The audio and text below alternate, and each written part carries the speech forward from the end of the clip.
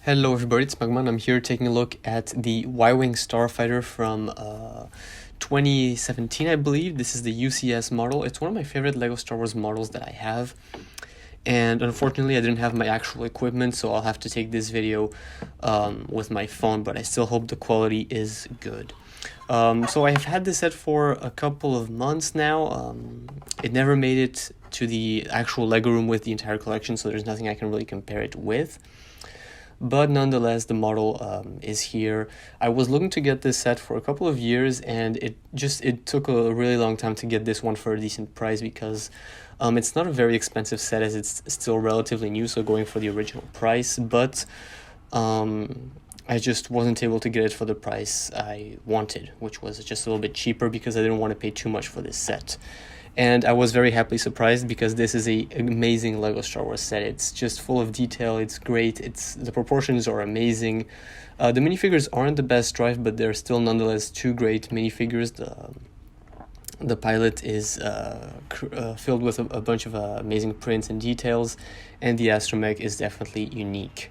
So as you can tell on the model, there is a lot of greebling. It takes up a lot of time to get all these little details done, and they're not actually identical on both sides. So sometimes the build varies and it's not too repetitive. The only repetitive part, I would say, is having both of the engines on each side, because in the end they are mirror builds. So that has to be accounted for, but it's still nonetheless a ship filled with so much detail and slopes and sleekness, and yeah, so it's definitely an amazing display piece. Regarding the playability of this set, well, since it's a UCS model and it's one of the UCS models that are just that come with the plaque, so there's not too much playability, or it's not really intended for playing, I guess.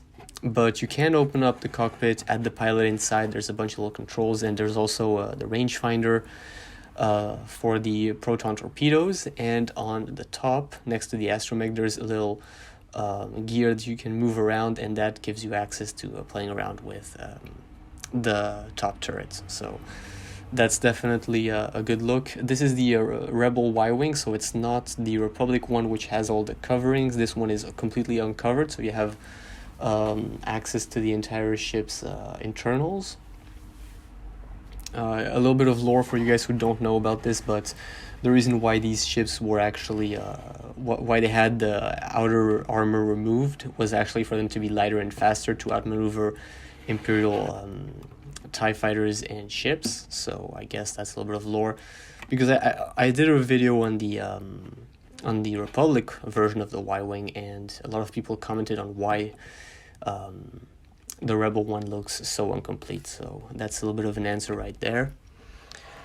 There's a lot of great angles to this set. What's nice is that you could display this looking forward, looking backward, looking sideways, and there's always going to be, because it is a UCS model, LEGO does put a lot of effort for each angle and each part of the ship to be fully detailed. So in the end, you're just really getting a great display piece any way that you want to display this. And you actually get two functions. You can have it leaning sideways, which is the way I prefer to have it, but you can also have it leaning upwards, so upright, and there it's more of a generic Lego stand for the fighter. I think that if you have it looking sideways, it gives it a little bit of a little bit of a perspective, a little bit of an angle.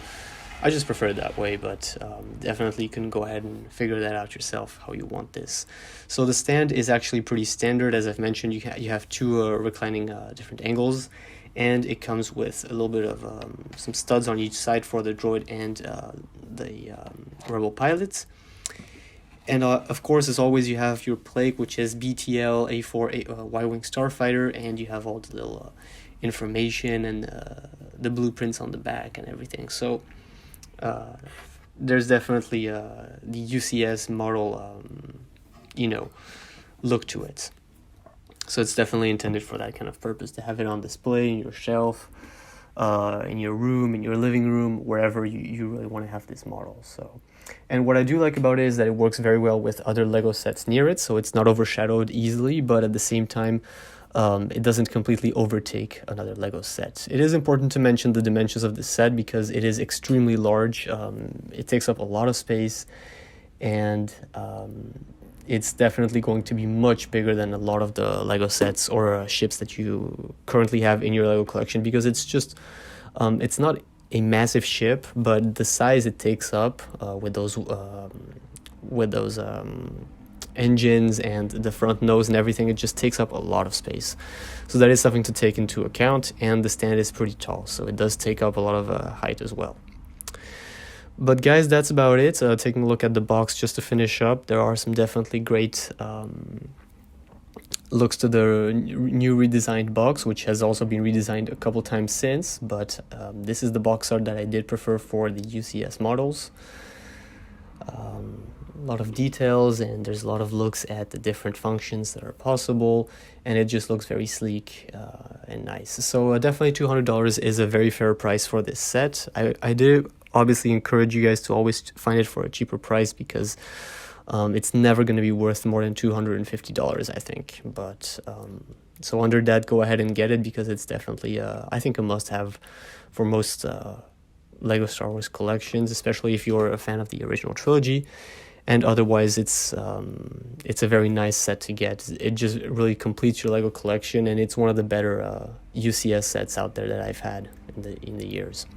So guys, thanks for watching my review, and I'll see you guys on the MAGMA channel for another great Lego video. Bye-bye.